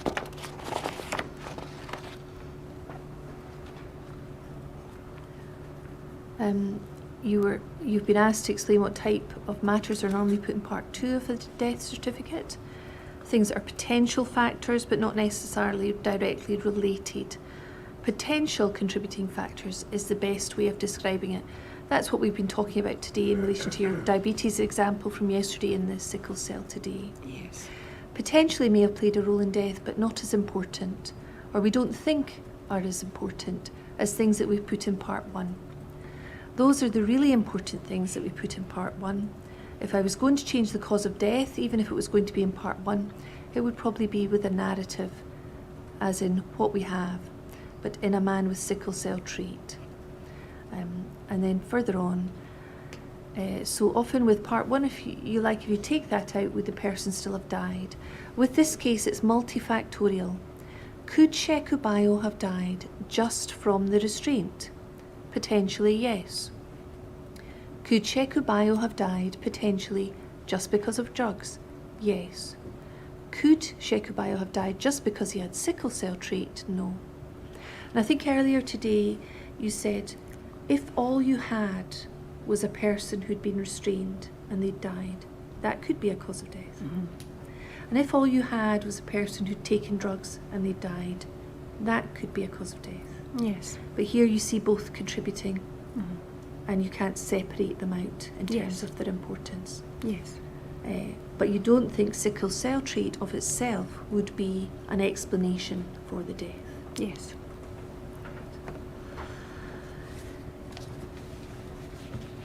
Now, I think there was one thing I should have asked you yesterday and I didn't. I'd like to do that before I finish.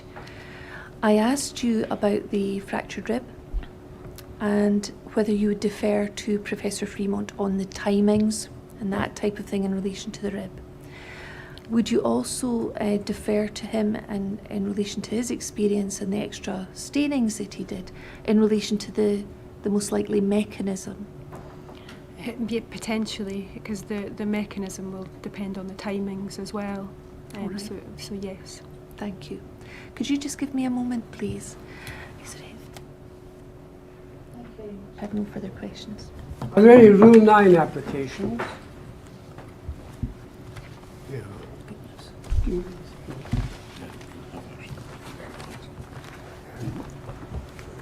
I'm going to rise to consult with my assessors in case there's anything further to be raised. I'll let you know whether we can do that before lunch or whether we have to wait till 2 o'clock.